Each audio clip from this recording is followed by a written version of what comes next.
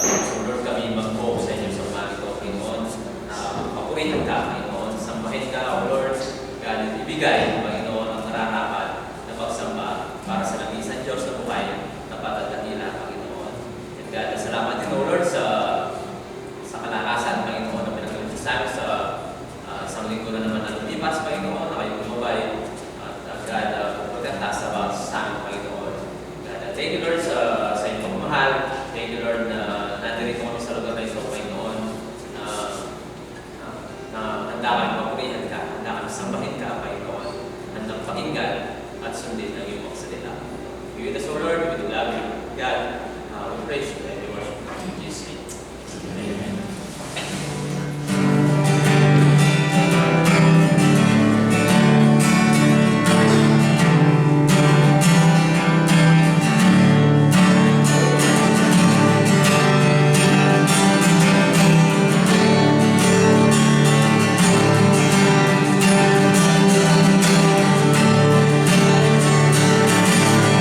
We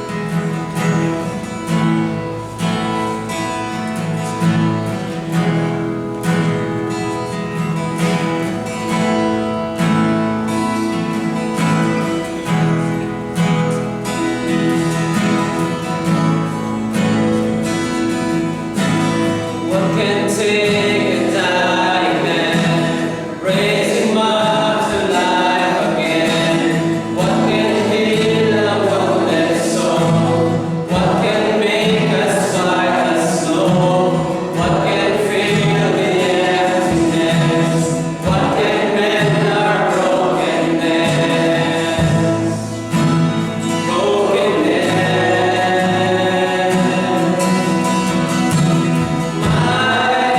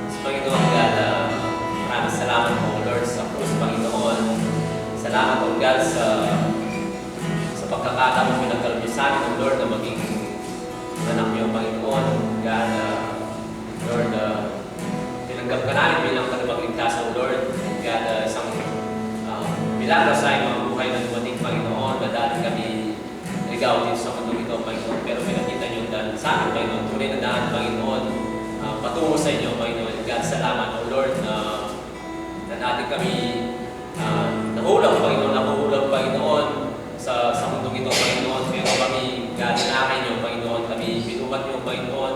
God, kami inalis niyo, Panginoon. God, sa mundong ito na kung saan, Panginoon, na walang kaligtasan, Panginoon. God, thank you, Lord, sa dugo, Panginoon. We thank you sa krus na yung pinasan. Salamat sa lahat ng pasahit, Panginoon, na yung tinanggap, Panginoon. Ng mga latay, Panginoon, mga sugat, Panginoon.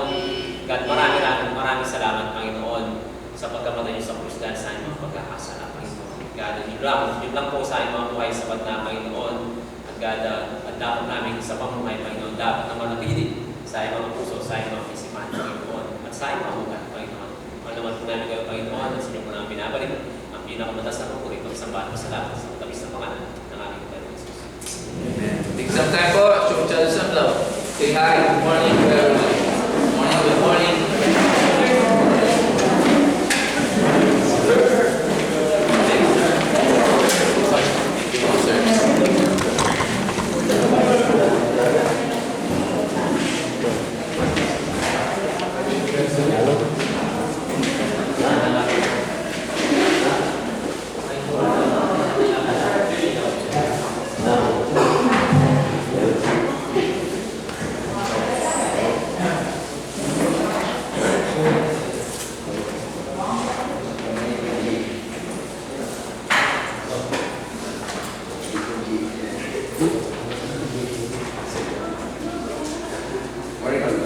Morning ko ini.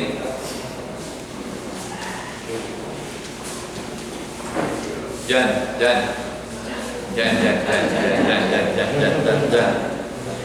Good morning po. Good morning. Ulitin ko, good morning. Yun, medyo nagising ng konti. So, kumusta po ang lahat? Mabuti naman po. Okay naman po. Okay, medyo malamig na ba yung panahon? O, kasi naka-aircon yung kwarto kaya malamig. Naka-aircon. Okay.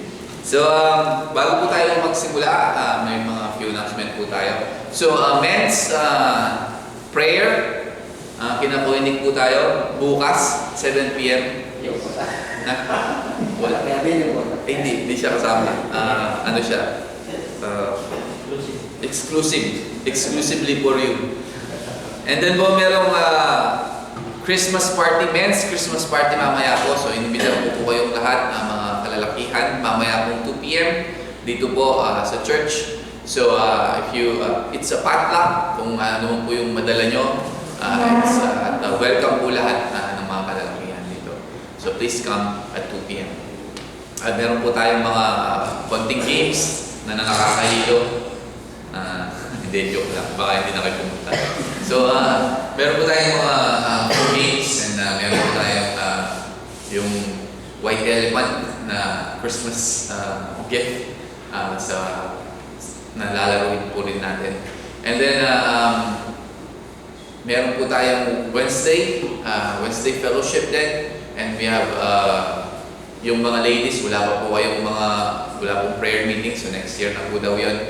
And then we have Sunday service. And then malapit na po din dumating sina Pastor John. It's December na, so mabilis lang po yung panahon. Ilang days na lang, nandito na naman sina Pastor. Meron naman po tayong Amerikanong makikita. So medyo asahin nyo yung mga English natin. Medyo magdudugo na naman yung mga ilong po pala. So, please include them sa mga panalangin nyo po. There's marami po silang pinagpapalanuhan na gustong gawin. So, include them to your prayers. And even Pastor Anthony, nagkausap na kami maraming beses. So, please include them always sa iyong panalangin. Like I said, gusto nila pumunta dito in March. So, marami din silang mga gustong gawin in our church, dito po sa ating church.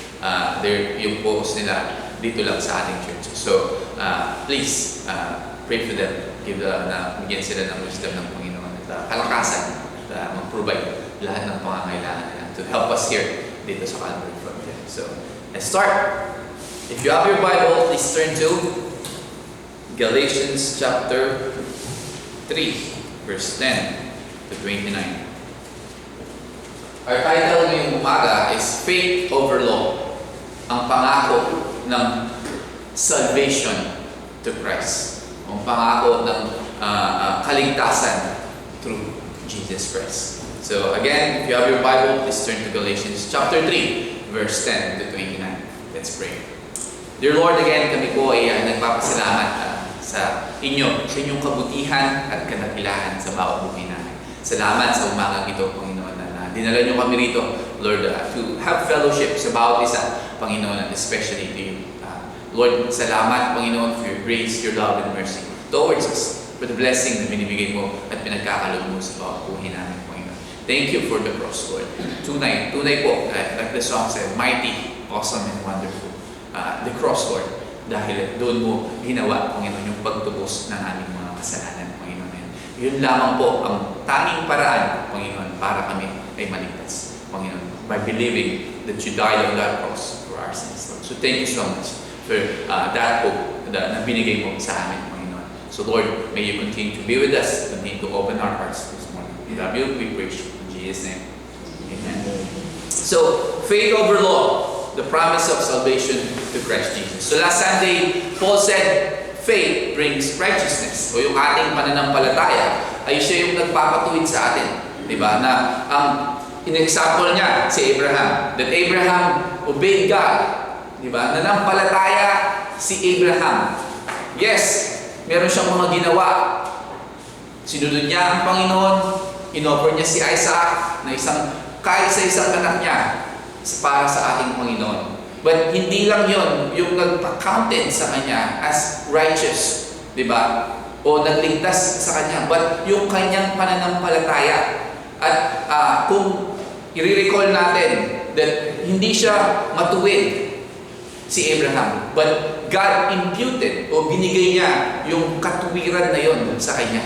Di ba? It's the same thing sa ating lahat. We are not righteous. We are all sinners. But when we accept Christ bilang Diyos at tagapagligtas, then God imputed yung righteousness sa buhay natin. Ibinigay niya, ipinagkaloob niya to the grace of God.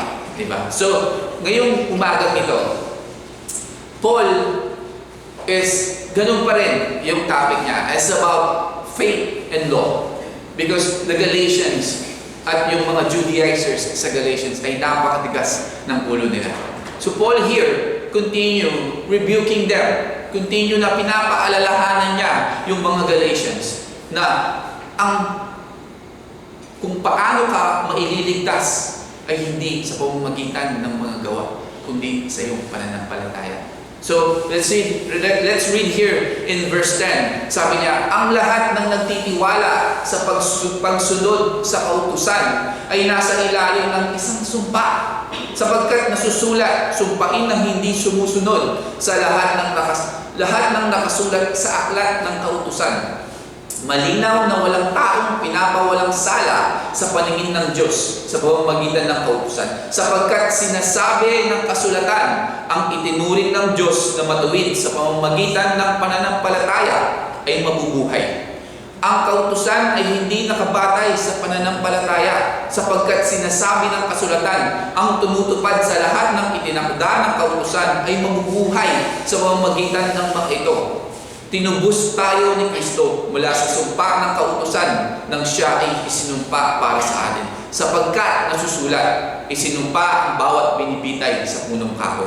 Ginawa ito ni Kristo upang mga pagpapaalang ipinangako ng Diyos kay Abraham ay makamtan din ng mga hintil sa pamamagitan ni Jesucristo at sa pamamagitan ng pananalig ay matanggap natin ang Espiritong ipinangako ng Diyos. In New King James, he said, for as many as are of the works of the law are under the curse, for it is written, cursed is everyone who does not continue in all things, which are written in the book of the law, to them, or to do them, but that no one is justified by the law in the sight of God is evident.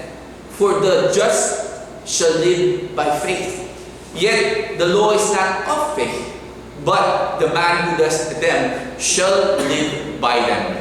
Christ has redeemed us from the curse of the law, having become a curse for us. For it is written, cursed is everyone who hangs on a tree, that the blessing of Abraham might come upon the Gentiles in Christ Jesus, that we might receive the promise of the Spirit through faith. Sabi dito. So, dito, kinuha ni Paul in Deuteronomy chapter 27, 26. Sabi niya, cursed is the one who does not confirm all the words of this law by observing them, and all the people shall say, Amen. So, Paul quoted this in Deuteronomy 27, 26. So, nung ibinigay yung law ni Moses, yung mga tao ng Israel, yung mga Hudyo, ay nangako sila na ito'y susundin nila. They uphold it. They swore to uphold it. Na pangako namin, Panginoon, tutuparin namin yung pangako o yung mga law mo o yung Mosaic law na sinasabi mo, yung mga batas mo sa mga Old Testament. So, they are willingly nag-agree na doon sa term na pag hindi nila nasunod yung law na to o yung mga batas in the Old Testament, the curse, they will be cursed. Merong mga kaparusahan na ipapatong sa kanila o mapaparusahan sila if yung law na yon ay hindi nila nasunod. Diba? If they failed to maintain it. So, according sa verse na ito in Deuteronomy, those who put themselves under the law at fail to keep it are cursed. Ibig sabihin, like I said, kapag isa sa mga ito ay hindi mo nasunod, then you are cursed. May kaparusahan para sa iyo. So, anong sabi ni James? James chapter 2 verse 10, sabi niya, for whoever keeps the whole law yet stumble at just one point is guilty of breaking all of it. Diba? Pero kung titignan natin dito, sinasabi, not everyone is doomed dun sa kapahamakan na yun. O doomed dun sa kaparusahan na yun. Diba? Dahil those who rely on the law, sila lamang po yung paparusahan. Sila lamang yung ma-under dun sa curse na yun. Kung sino lamang yung nag-o-observe ng law na yun. But if sila at tayo rely on Jesus Christ, He takes our curse. Diba? When we believe in Jesus Christ, when we believe that what He did, o ano yung ginawa niya dun sa cross, then Jesus take the curse for us. But if we believe that by good works, by yung mga law at Mosaic law at sinasabi sa Old Testament, yun yung dapat sundin natin para tayo ay maligtas, then we are under curse. Sinasabi nga ni James, kapag na-break mo yung isang law na yon, na-break mo na lahat yung kautusan doon sa Old Testament. The Mosaic law, thou shalt not steal, thou shalt not covet, thou shalt not, ang dami ng mga law na sinasabi doon sa Old Testament. Diba? If we read it. But again, if we choose to try to follow the law, then tayo sa atin yung curse. Mapaparusahan tayo if we believe that kailangan nating sundin yung. But if we believe in Christ, then Christ takes away that curse. Siya yung kumuha ng kaparusahan na yun. So no one who relies on the law is justified before God or justified before God. Like I said dun sa mga teaching natin nung mga unang linggo pa, yung ating mga mabubuting gawa, yung ating mga gawa cannot save us. Diba? Hindi tayo maliligtas ng mabubuting gawa natin. Hindi tayo maliligtas ng mga ginagawa natin. Kung tama yung mga Judaizers na yung mga mabubuting gawa natin ay may makakapagligtas sa atin, then hindi na sana dumating ang ating Panginoong Hesus dito sa mundo nito. Tama po ba?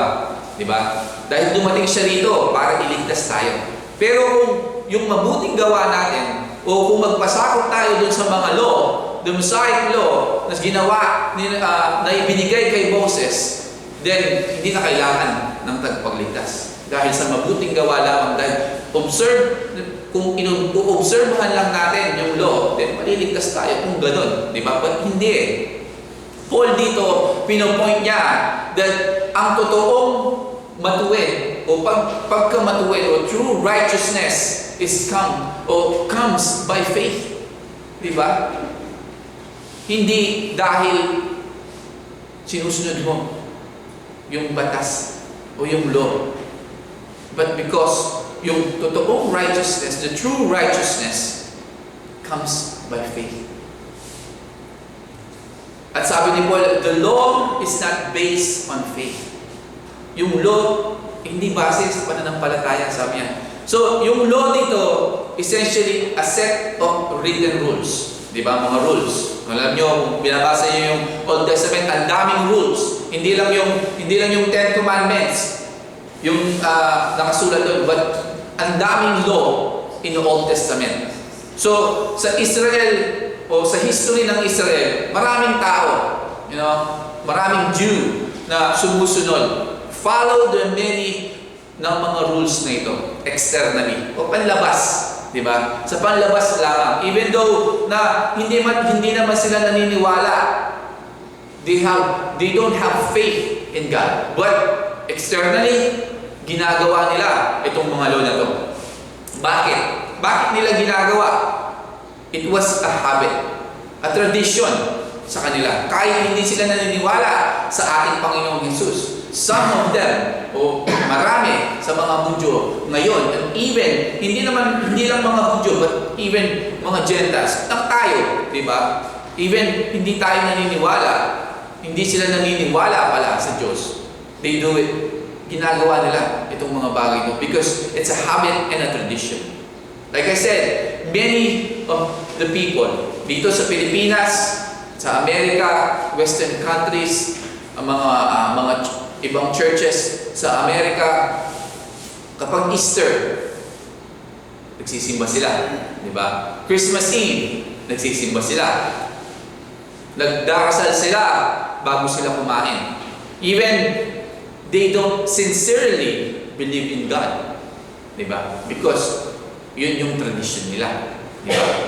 Yun yung nakasanayan nila. Even they don't believe in God, they do this. Christmas Eve service, nandun sila, Easter, bago sila kumain, nagdarasal sila, di ba? At marami pang iba that they do it externally. So, ginagawa nila to because it's a habit and a tradition. Some do out of custom at routine na lamang. Ibig sabihin, routine na lang sa buhay nila. O kailangan kong gawin to kasi sinasabi ng pamilya ko, o gawin ko to dahil ito yung nakasanayan ko na. People may obey the rules of the law from many different motivation, di ba? Sa mga iba't ibang motivasyon. Ginagawa nila yung mga rules of law. Hindi lang naman yung Mosaic law o yung mga maraming law na ginagawa nila dahil dun sa mga iba't ibang motivasyon nila sa buhay. But doesn't tell us what their heart is like. Hindi natin nakikita kung ano ba yung puso nila. Diba? Sa paggawa nila ng mga batas na yun. Sa pagsunod nila sa mga ginagawa nilang yun. Diba? Obeying the law is external. Kung pasailalim tayo dun sa law na sinasabi dito ni Paul, is external, katulad ng mga Judaizers at ng mga Hudyo. Ang totoong pananampalataya sa Diyos is internal. Dito sa puso. Diba? So, ang tanong sa ating lahat ngayong umaga, why do we go to church on Sunday? Why do we read our Bibles? Why do we pray before meals? Bakit tayo tumutulong sa mga mahihirap? Ito yung mga bagay o mabubuting bagay na pwede natin gawin o dapat natin gawin. But kailangan tanungin natin yung ating mga sarili, what is our motivation? Diba? Like I said, bakit tayo nag-church? Bakit tayo nagbabasa ng salita ng Panginoon? Bakit tayo nagdarasal? Bakit tayo nagdarasal bago kumain? Bakit tayo tumutulong sa mga mahihirap? Like I said, mabubuting bagay lahat ito na dapat natin gawin bilang mga Kristiyano. But we need to ask ourselves, ano yung motivation? And what is my motivation in doing those? Diba? Kung ginagawa lang natin yung mga bagay na yun externally, with insincere incentives sa buhay natin, then tayo din. We too are trying to live by works rather than faith. Katulad ng mga Judaizers na pinagsasabihan ni Paul. Katulad ng mga Galatians dito na pinagsasabihan ni Paul. Kung ginagawa natin yung lahat ng sinabi ko dito, externally. Because sinasabi lang nila, sinasabi ni Kuya Arnold sa church, sinasabi ng mga magulang ko, dahil yun na yung nakasanayan ko, ito na yung routine ko, dahil yun yung tradition namin. Then, we too are trying to live by works rather than faith. Rather than tayo ay nananampalataya. Tayo ay namumuhay because of the works. Alam nyo, sa Panginoon, hindi naman importante lang sa Kanya kung ano yung ginagawa natin, di ba? Tinitignan ng Panginoon kung ano yung ginagawa natin. Tama yan, di ba? At hindi lang yun yung importante sa Kanya, but ang importante din sa Kanya is why we do it. Bakit natin ginagawa? Diba? Yun yung gusto rin niya. Bakit natin ginagawa yung mga bagay na yun? So, tanungin natin yung sarili natin.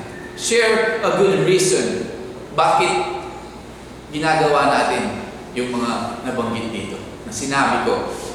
At maybe sabihin nyo rin sa bawat sarili natin yung mga bad reason bakit natin ginagawa yun. Diba? So, again, sabi ni Paul, Christ redeemed us from the curse of the law by becoming cursed for us. So, anong ibig sabihin ni Paul dito? So, sinasabi ni Paul, those who rely dun sa law are cursed. Diba? Ay masusumpa o magkakaroon ng kaparusahan. Which means, sila they will be judged at sila mapaparusahan sa kanilang mga kasalanan. Dahil bakit? They are separated from God. At yung kanilang faith is still na sila naging mapaparusahan. But Jesus figuratively became a curse. So, hindi natin kakaharapin yung curse na yun. Hindi mapupunta sa atin yung curse na yun o yung kaparusahan na yun. Jesus became a curse para sa atin. Diba? Jesus became a curse sa dalawang ways. Two ways. Una, He was hung on a tree. Sabi ni Paul dito, diba? Which is napaka-shameful at cursed. Yun na yung pinakamababang kaparusahan noon kapag pinako ka sa krus sa panahon ng mga Romano. Diba? Pangalawa, He took our sin unto Himself. Kinuha niya yung mga kasalanan natin at inako niya, even becoming sin for us. So, isipin natin sa perspective ng ating Panginoon for a minute, di ba? For perspective ni Jesus. Siya ay isang banal, holy Lamb of God. Hindi siya nagkasala in any way. Hindi niya na-experience yung horrible feeling ng guilt, di ba? He had never so much, hindi siya nakatikim ng kahit anong kasalanan o nakagawa man ng kasalanan. But para sa atin, for our sake, Jesus became that horrible and despicable thing. Dahil doon sa mga nangyari sa Kanya at ginawa sa Kanya. Ginawa niya yung unimaginable para sa ating lahat. So, ako, kapag na-experience ko yung guilt, tanungin ko kayo, kapag na-experience nyo rin yung mag-guilt, di ba? Hindi maganda. Di ba? Meron kang tinik sa puso mo na hindi matanggal-tanggal kapag na-experience mo yung guilt sa buhay natin. Neither yung kasalanan. Di ba? Kapag nagkasala tayo, hindi tayo mapakali. Gusto natin na, bakit ko nagawa to? So, I don't want to say that we are used to sin and guilt. Diba? But in some ways, we are dahil nagkakasala tayo oftentimes. Tama? But Jesus here, being perfect and holy, hindi niya naramdaman. Never felt this, yung guilt and sin. But because dahil mahal niya tayo, He felt it for us. Kinuha niya lahat yun para sa atin. He redeemed us. Jesus did it para sa atin so that tayo na nandito ngayon, even yung mga tao pa na lumipas o nauna pa sa atin, so that we could receive the blessing that God promised kay Abraham in Genesis 12. Diba? And in verse 15, he said, "Mga kapatid, narito ang isang pangkaraniwang halimbawa. Kapag nalandaan na ang isang kasunduan, hindi na ito mapapawalang saysay ni madaragdagan." Ngayon, nangako ang Diyos kay Abraham at sa kanyang supling. Hindi sinasabi at sa kanyang mga supling na ang tinutukoy ay marami, kundi at sa iyong supling. Naiisa ang tinutukoy at ito'y si Kristo. Ito ang ibig kong sabihin. Pinagtibay ng Diyos ang isang kasunduan at ipinangako niyang tutuparin ito. Sa kasunduang iyon at ang mga pangako ng Diyos ay hindi mapapawalang saysay sa kautusan na dumating pagkaraan ng 430 taon. Kung ang pamana ay pinagkakaloob dahil sa kautusan, hindi na ito dahil sa pangako. Ngunit ang pamana ay ibinigay ng Diyos kay Abraham bilang katuparan ng kanyang pangako. Kung ganon, ano ang silbi ng kautusan? Idinagdag ito upang ipakita kung ano ang paglabag. Idinagdag ito upang ipakita kung ano ang paglabag.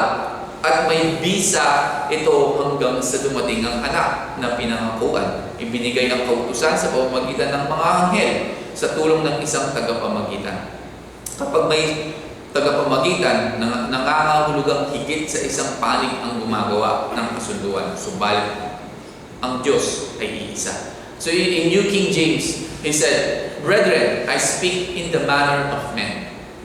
Though it is only a man's covenant, yet if it is confirmed, no one annuls or adds to it. Now to Abraham and his seed, were the promise made, he does not say, and to seeds, as of many, but as of one. And to your seed, who is Christ. And this I say, that the law, which was 430 years later, cannot annul the covenant what was confirmed before by God in Christ, that it should make the promise of no effect. For if the inheritance is of the law, it is no longer of promise. But God gave it to Abraham by promise. What purpose then does the law serve? It was added because of transgression, till the seed should come to whom the promise was made, and it was appointed to the angels by the hand of a mediator. Now a mediator does not mediate for one only, but God is one, he said. So una, dito kung matitingnan natin, in verse 15, sinabi niya muna, brethren. So Paul reminds yung mga taga-Galatians, yung familial na relationship na they share. Ibig sabihin, mga taga-Galatians, pamilya tayo. Di ba? Isa tayong pamilya. So, hindi nangungusap si Paul dito sa kanila bilang ibang tao o outsider. Paul, hindi niya ni-rebuke yung mga taga-Galatians na isa siyang estranghero doon sa mga Galatians. But hindi, sinasabi niya, pamilya tayo dito. Isa tayong pamilya at mahal ko kayo. Sabi niya. So, Paul is appealing to them as a family member dito. So, ganun din sa atin. We need to have the same attitude katulad ni Pablo. Diba? Kapag kinukorek natin yung mga brothers and sisters around us. Katulad ni Pablo dito. That we are family. We want the best for you. Diba? Gusto namin yung mapabuti lang kayo. Why? Kaya namin kayo kinukorek. Diba? So, anyways, now to Abraham, his seeds were the promise made. Sabi niya. So, kung titignan natin in Genesis chapter 22 verse 18, God pinangako ni Abraham that in your seed all the nations of the earth shall be blessed. Sabi doon, di ba? So, kung titignan mo dito, Paul observes that the singular for seed is used, not the plural. So, ibig sabihin, yung seed, yung ginamit dito, hindi siya pangkalahatan. Singular. Ibig sabihin, isa. Di ba? Isa lang. And to your seed. Sabi niya. Hindi niya sinabing, and to your seeds. Pag dinagdagan mo ng S, magiging plural na yun. Di ba? Yung ibig sabihin, yung lipi ni Abraham, magmula sa kanya, at lahat hanggang ngayon. So seeds, yun. But sinasabi dito, in Genesis at ni Paul, is singular, seed. Isa lang. So sinasabi niya, ang ating Panginoong Jesucristo is Jesus Christ. Di ba? Again, the point ay napaka-clear. And to your seed. Sino yung seed na yun? Is Christ. Di ba? So God referring to one specific descendant of Abraham. Hindi lahat ng descendants niya in general, but only one. So, ang ating Diyos, pinangako niya that all nations of the world will be blessed through Abraham's seed. Mag-be-blessed through Abraham's seed. So, isa lang yun, by Jesus Christ.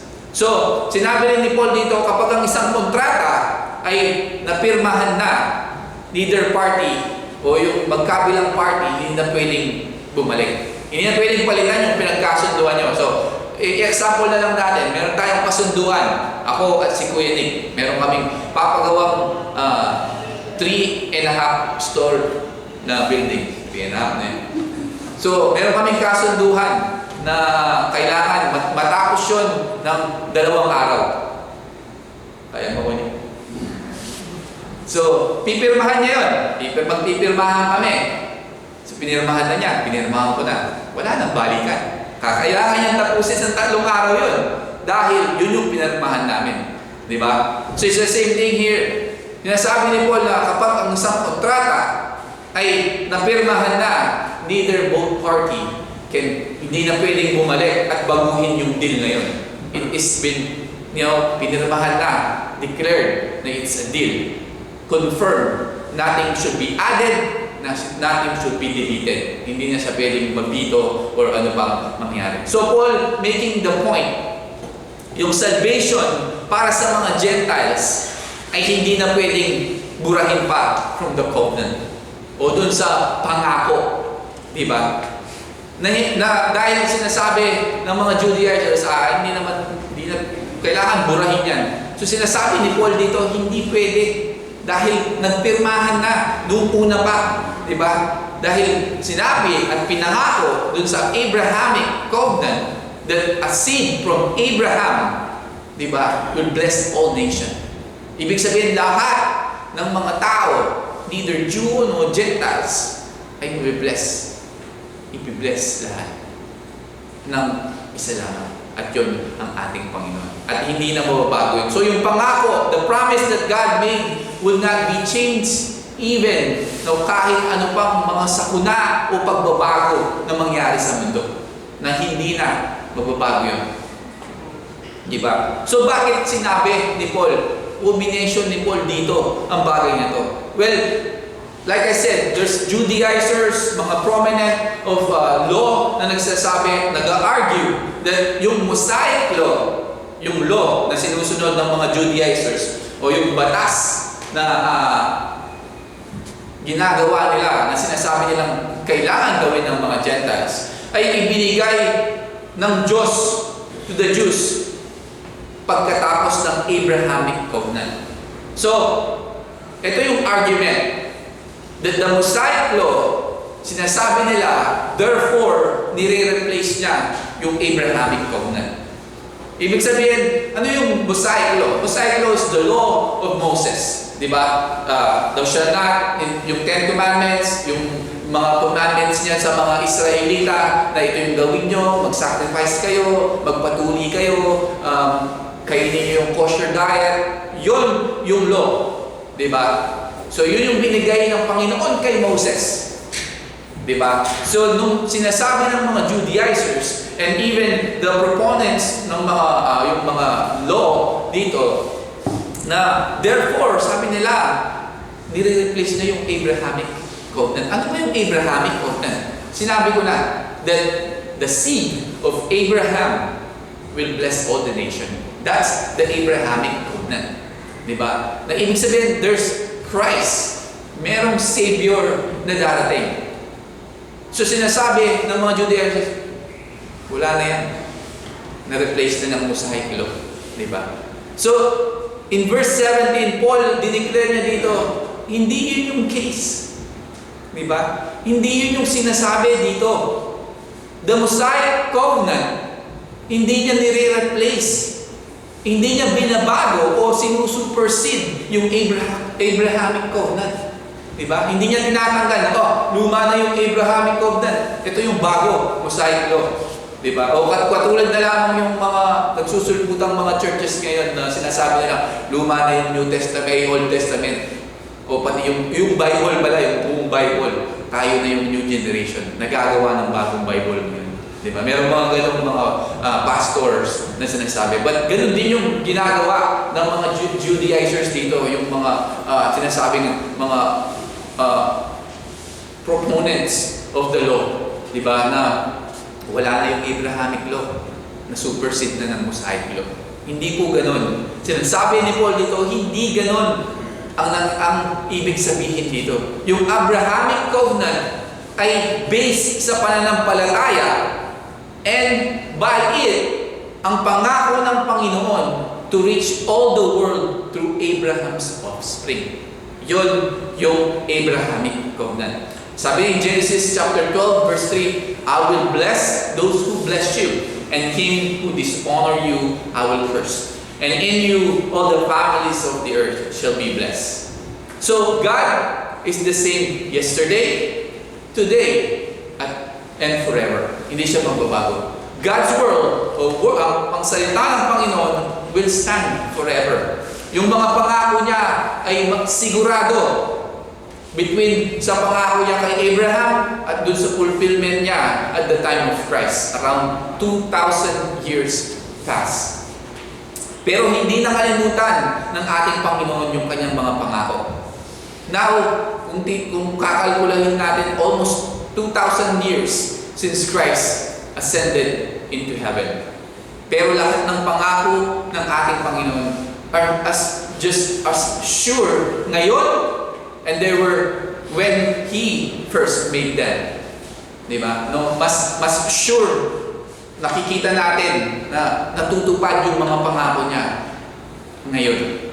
So, yung pangalawang pagdating ng ating Panginoon is just as certain ngayon as it was then. Dahil noon, di ba, hindi natin nakikita yung mga prophecy na mga lindol, mga famine. Ngayon, nakikita natin mga gera, di ba? But time and future events, hindi mababago yung plano ng Panginoon.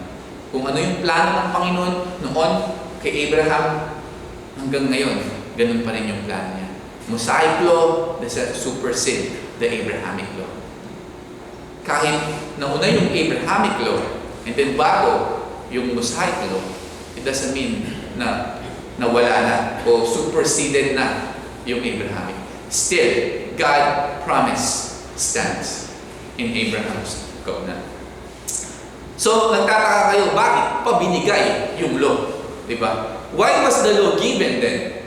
So, dito, Yung law ay binigay para i-prepare yung mga tao for the seed of Abraham. For Christ. Para sa ating Panginoon. Para i-prepare tayo sa pagdating ng ating Panginoong Jesus. Yun yung Messiah, di ba? It presented people yung kasalanan more clearly. Pinapakita sa atin at sa kanila that tayo ay naliligaw. The law, di ba? The Mosaic law. Like I said, bakit ibinigay yung law? Para makita natin, para ipakita ng law sa atin that tayo ay nawawala. We are lost. We are helpless. At kailangan natin ng tagapagligtas. Yun yung purpose ng law. Sabi ni Dwight Moody, di ba? Ito yung medyo natawa ko nung nabasa ko to. Kay Dwight Moody, sinabi niya, once said, you need to preach a person into hell before you can preach them into heaven. Di ba? So, hindi naman sinasabi ni Moody na, uy, pupunta ka ng impyerno. Hindi naman ganun, di ba? Ibig sabihin ni Dwight Moody dito is, you need to preach them that kung hindi sila mananampalataya, they will be cursed in hell. Di ba? Na if they don't believe that they are lost, di ba, na kailangan nila ng tagapagligtas, they will suffer in hell. Di ba? Yun yung ibig sabihin ni Dwight Moody dito. Hindi naman biglayin mo, uy, pumunta ka ng impyerno, makasalanan ka. Hindi naman ganun, di ba? Like I said, preach with love, di ba? Mangaral tayo, mag-share tayo ng may pagmamahal. Like I said, and always said, love the person and hate the sin. Diba? Mahalin natin yung tao, pero kaputan natin yung mga kasalanan na kanilang ginagawa. And then a person must know that he is lost before he can get help. Ang mga tao, kailangan ma-realize nila na sila'y makasalanan. Katulad natin, di ba? That we realize that we are sinners. And then we repent sa ating mga kasalanan and in-embrace natin yung solution doon sa kasalanan. It's the same thing sa mga unbelievers, sa mga tao na hindi pa naniniwala sa ating Panginoon, na kailangan ma-realize nila na sila'y makasalanan before they can repent of their sin. Dahil hindi ka makakapag-repent sa iyong kasalanan kung hindi mo i-acknowledge na makasalanan ka o makasalanan tayo. Diba? We cannot embrace God's solution sa kasalanan kung hindi natin aaminin sa sarili natin na hindi tayo makasalanan. And yun yung purpose of the Old Testament. The law. The Old Testament, pinapakita sa atin very plainly that humans have a problem. Diba? Pinapakita ng lumang tipan na ang tao ay may problema. Pinapakita niya sa atin na yung problema ay napakaseryoso. And it reveals that there is nothing na magagawa natin to do on our own para isolve yung problema yun. The only answer to that is a divine help. Ang lumang tipan o yung law na sinasabi dito ni Paul prepares people to receive Christ because it shows them that they are completely lost without Him. Diba? Na the same thing sa atin. We are completely lost if we don't believe in Christ. Diba? At yung law na sinasabi dito, siya yung nagsasabi na, Arnold, makasalanan ka. Arnold, hindi mo kayang mag-isa. Arnold, kailangan mo ng tagapagligtas. Diba? The same thing to all of us. The law tells us that we are all sinners and fall short of the glory of God. Diba? And then in verse 21, sabi niya, kaya nga, kung magkagayon, ang kautusan ba ay laban sa pangakong ibinigay ng Diyos? Huwag nawang mangyari. Ito ay sapagkat kung maaaring makapagkaloob ng isang kautusan, makakapagbigay ng buhay. Tunay nga ang pagpapaging matuwid ay sa pamamagitan ng kautusan. Subalit ang hangganang itinakda ng kasulatan ay ang bawat isa ay nasa ilalim ng kasalanan upang ang pangako na dumating sa pamamagitan ng pananampalataya kay Jesucristo ay maibigay sa lahat ng mga nanampalataya. Ngunit bago dumating ang pananampalataya, tayo ay nabilanggo sa ilalim ng kautusan at nilagyan ng hangganan para sa pananampalataya na ihinahayag pagkatapos. Kaya nga ang kautusan ang naging patnugot natin upang tayo ay dalhin kay Kristo at upang tayo ay mapaging matuwid sa pamamagitan ng pananampalataya. Ngayon, kapag dumating na ang pananampalataya, tayo ay hindi na sa ilalim ng isang patnugot. Ang mga anak ng Diyos, sapagkat sa pamamagitan ng pananampalataya kay Kristo Jesus, kayo lahat ay naging mga anak ng Diyos. Ito ay sapagkat lahat kayong binautismuhan kay Kristo ay ibinihis ninyo si Kristo. Walang pagkakaiba sa Hudyo at sa Grego. Walang alipin o malayang. Walang lalaki o babae. Sapagkat iisa kayong lahat kay Kristo Jesus. Yaman kayo ay kay Kristo, binhi kayo ni Abraham at mga tagapagmana ayon sa pangako. Is the law then against the promise of God? Certainly not, sabi ni Paul. For if there had been a law given which could have given life, truly righteousness would have been by the law. But the Scripture has confirmed all under sin, that the promise by faith in Jesus Christ might be given to those who believe. But before faith came, we were kept under guard by the law, kept for the faith which would afterward be revealed. Therefore, the law was our tutor to bring us to Christ, that we might be justified by faith. But after faith has come, we are no longer under the tutor. For you are all sons of God through faith in Jesus Christ. For as many as you were baptized into Christ have put on Christ. There is neither Jew nor Greek, there is neither slave nor free. There is neither male nor female, for you are all one in Christ Jesus. And if you are Christ, then you are Abraham's seed and heirs according to the promise. So, sinabi ni Paul, is the law opposed to God's promise? So, nagko-contradict pa, na-oppose ba yung law na ibinigay doon sa pangako ng Diyos? Hindi po. Hindi po sila contradicting. Di ba? Hindi po na-oppose yung law doon sa pangako ng Panginoon.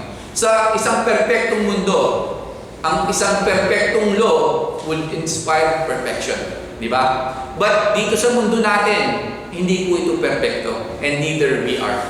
Hindi po tayo perfecto at hindi perfecto yung mundo natin. Righteousness could come from the law dahil nobody could obey the law all the time.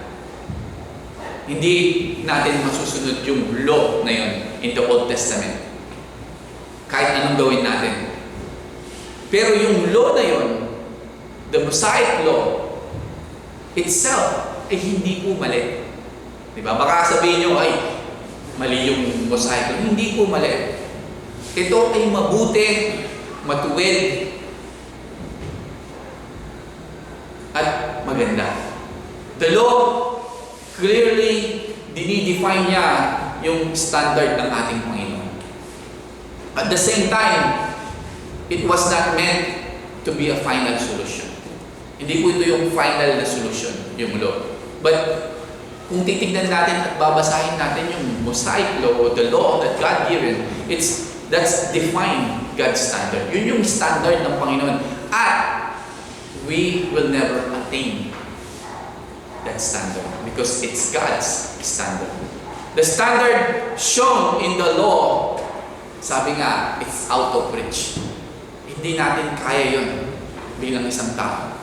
And yun yung whole point ni Paul dito.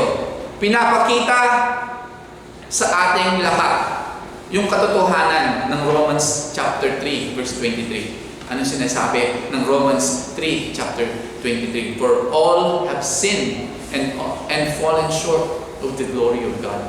Diba? Yun yung katotohanan ng Romans 3:23. At sinasabi ng law that we are all sinners. Yung law reveals sa atin that we cannot reach God's perfect standard. Hindi natin ma-100% yung mga law na yun because that's God's perfect standard. At sinabi ni Paul, Scripture has locked everything under the control of sin in verse 22-23. So yung Old Testament law, pinapakita niya very clearly that yung mga tao were slaves of sin and that there was no way out. Na wala na tayo ay mga slave ng kasalanan at wala nang lalabasan. Pinapakita sa mga tao na tayo ay helpless para isolve itong problemang ito. Yung law nagde-demonstrate na ang mga tao ay wala na, naliligaw na, so that para tayo ma-recognize natin that we needed to be found. Sinasabi ng law, naliligaw kayo, nawawala kayo sa landas, para tayo ma-recognize natin that we needed to be found. Diba? Hindi re-reveal sa mga tao na hindi ka pwedeng maligtas by believing in yourselves. Therefore, tayo dapat ay maniwala at magtiwala in Christ. That's our only hope. Yun lang ang tanging pag-asa para tayo ay mailigtas dun sa curse dito. And then the law was our guardian o tutor, sinabi ni Paul dito. So, yung law na sinasabi dito, the Mosaic law, kept people closer to the right path. Ibig sabihin, yung law na yun yung nagme-maintain sa atin para hindi tayo mawala sa daan ng ating Panginoong Jesus. Diba? Sa daan, patungo sa kaligtasan. Nagre-remind sa atin of God's expectation sa buhay natin. Yung law nagtuturo sa atin ng dalawang bagay. Diyos at tao. Through the law, makikita natin that God is perfectly holy sa lahat ng kanyang ginagawa. And through the law, makikita natin na tayo na mga tao ay hindi perfecto. Ito yung dalawang katotohanan na pinaka-importante na tinatawag na fundamental to the gospel message. That God is perfect in all He does. And us, people, are not. Since God is holy at tayo ay hindi perfecto at banal, the only way na we can be restored dun sa relationship na yon with God ay kailangan yung kasalanan ay ma-defeat. Ang kasalanan dapat to be dealt with. At si Jesus lamang. Nung ginawa niya dun sa cross, yung ginawa niya dun sa cross, yun lamang ang makakapagbalik sa atin into relationship with the Lord. When we believe and we repent from our sins. And then sinabi niya, you are all children of God through faith. You are all in one in Christ Jesus. Ano sabi niya? There is neither Jew nor Greek. There is neither slave nor free. There is neither male nor female. For you are all one in Christ Jesus. For you all sons of God through faith in Christ Jesus. So, compare dun sa mga tinuturo ng mga Galatians dito, mga Judaizers, na yung revolutionary statement nila, yung traditional Jewish thinking nila, na tinuro nila sa mga Christian, doon sa Galatians, na sinasabi nila, you're standing before God measured dun sa obedience mo to the law. Na kung gusto mo talagang magkaroon ng relationship sa Panginoon, kailangan, o kung gusto mong makonsider as a son of God, kailangan ikaw extremely i-observe mo yung law. Katulad ng mga scribe at ng mga Pharisees, para ikaw ay magkaroon ng relasyon sa Panginoon. Yun yung itinuturo ng mga Judaizers, ng mga Hudyo doon sa Galatians. Pero dito si Paul, sinasabi niya, we can be considered son of God